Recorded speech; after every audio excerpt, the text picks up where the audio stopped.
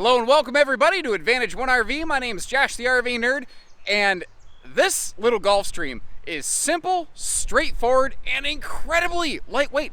It only weighs 3,805 pounds empty weight before cargo, despite being 8 foot wide, having a full 6.5 foot ceiling and tandem axles. That's insanely lightweight. And that's one of the things I actually really like about the Gulfstream Conquest series. It is simple, straightforward, no nonsense camping. There's a lot of people who don't need all the fancy razzmatazz that comes with a lot of campers. They want something simple, but they don't want a single axle camper. They want the stability and the peace of mind of getting on that tandem axle platform. And that's exactly where this one comes in. And this one you can get at a used RV price tag, and it's new enough you may actually still be able to qualify for same as new RV financing. Not all bad.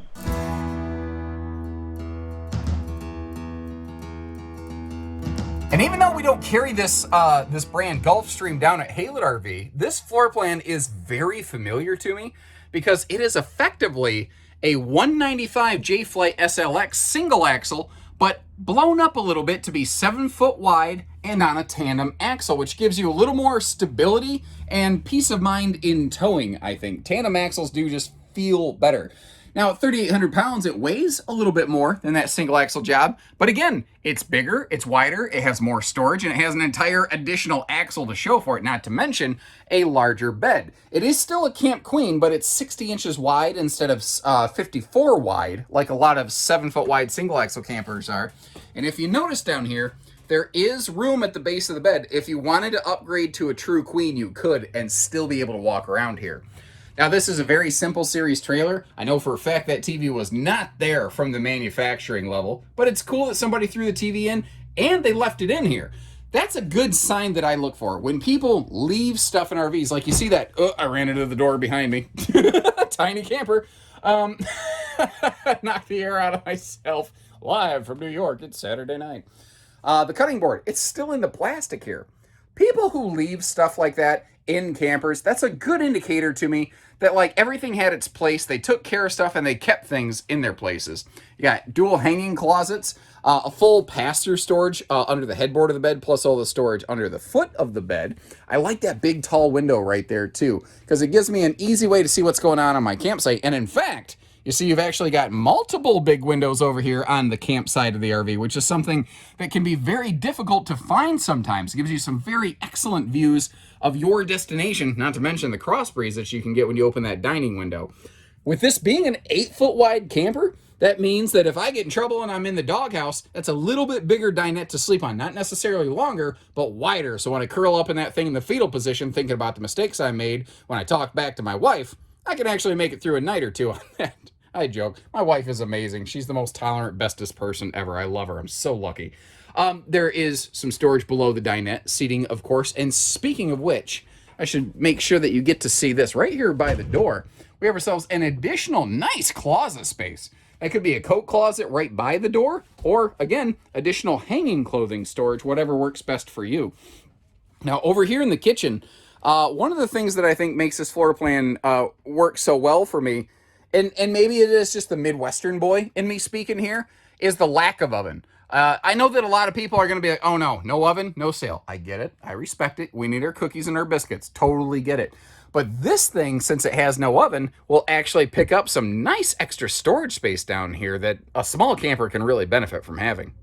And I think they handled it really, really well here. Again, compared to a single axle camper with a similar floor plan, we've got a bigger double sink with a larger space where if you have some modestly sized, smaller pots and pans, but you can actually get them in there. But the thing is, you know, those smaller, modest-sized pots and pans, that's all you need to cook for 1 or 2 people in a small camper like this. A lot of people are going to do their cooking outside on the campfire. I would do all of that I could, because there's something about, what is it about just even simple food like burgers, hot dogs, brats? It tastes so much better on the campfire. I mean, is it just me? Is that not a fact?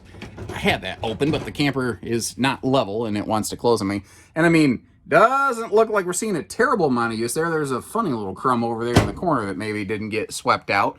But overall, you can see how we're not looking at, like, you know, mold spores and stuff building up in here. They took care of it. I don't see anything that concerns me here. I think it's pretty much turnkey, ready to roll. And really, I was almost just expecting a mirror glued against the wall, just a tiny toilet, a shower curtain. This bathroom surprised me in a very positive way. I kind of had a preconceived notion what I thought I was going to run into here based on the simplicity level of the trailer, but like good linen storage space over here. It's open face, but I could easily come up with some kind of little storage solution bar or something like that to keep stuff in there. And a nice glass enclosed shower with a skylight in a 6.5 foot tall trailer, small size like this. Again, that's just more than I was expecting. An actual room for, legs here, if you got long legs like mine, and space to get dressed when you get out of the shower. I'm telling you folks, when you're my size, that's stuff I look for, because it's like, I don't fit into airplanes. I don't fit into a lot of things normally, and I'm not the biggest dude, but having room to be able to bend over and put on a pair of pants without bonking my head on the countertop, that's something that I appreciate. So sometimes I record segments and they go up out of order. I'd already fully recorded this video, and I just noticed something as I was on my way out. I was parked like straight onto this thing, and my eyes happened to catch an angle on the front stabilizer jacks here. And when I started looking at them, I think I know what's happened here, and I don't think it's at a point that it's concerning, but I wanted to at least bring it up and let you make the decision how important it is to you.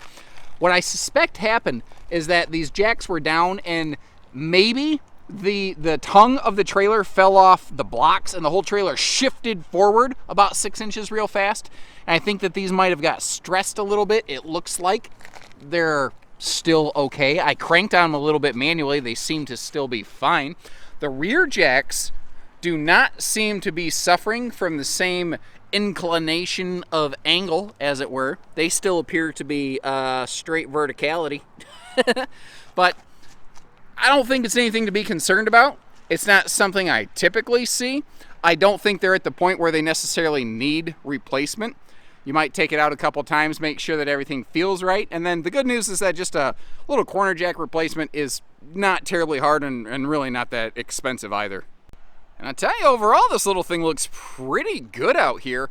The awning has a little bit of fade on the fabric, but nothing severe. I don't see where it's frayed or tattered or anything like that. It's just got a little bit of storage sun kissing on it. But like the rest of the hardware doesn't look super sun bleached. Maybe just a little bit of sun kissing on that front propane tank cover, but nothing major. One of the advances they made on this floor plan compared to years past, I've seen enough of these used. I actually remember when this used to be called just the 21 MB. Now it's a 218. And I think one of the best things that they did is they gave it a full pass-through up front that this model did not used to have historically. I want to draw your attention to the front nose.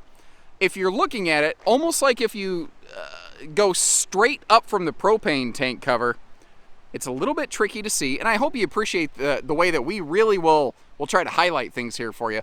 There's a couple funny rub spots right there, and I'm not exactly sure what might have caused that. Now, a lot of times I'll see things like that on the rear wall of a camper, and usually that is a symptom of a bike rack. And certainly there are tongue mount bike racks, but it doesn't make sense where I'm seeing that on the nose, those little rub lines. I think this RV may have actually been stored under some kind of cover over winter months, and I think that could potentially be where a strap may have been rubbing from a cover on it, because remember how I said that the awning and the propane tanks look like they've seen a little bit of sunshine. But if you look up here, that's the refrigerator vent cover. That is black as night, Batman. That has not seen a lot of sunshine. Neither have like that vent right there, the refrigerator vent. So the body of the RV looks to have largely been kept away from the sunshine, although a couple other areas look like they may have been sun-kissed. That kind of indicates to me that this RV may have spent some time with some kind of cover on it, which could explain those little rub marks on the nose. It is all theory and conjecture, and at the end of the day, I had to get ridiculously up close and hands-on to spot it. It's a used RV with the tiniest of little cosmetic blemishes up there, something that, frankly, once you're zipping down the road, you're not even going to realize it's there. Like, case in point, a little example here. using my own personal vehicle. How when you're first buying something, it feels really important. Then after a couple years, it doesn't. Just a little perspective from my life. Maybe it doesn't apply to yours.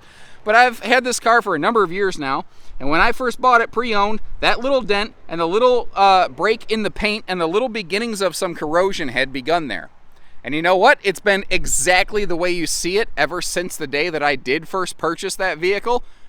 And it doesn't bother me at all anymore. When I first got it, that first week, it really bugged me. I really wanted that fixed. And then after just driving the car for a couple weeks, it didn't matter anymore. Like standing here, what might be those little rub lines on the nose, they almost just look like a funny reflection. After a week or two, folks, those are the kind of things you're not going to worry about. And what you're going to have instead is a well-kept camper that is going to be here for a lot of years if you take care of it, and a lot of fun.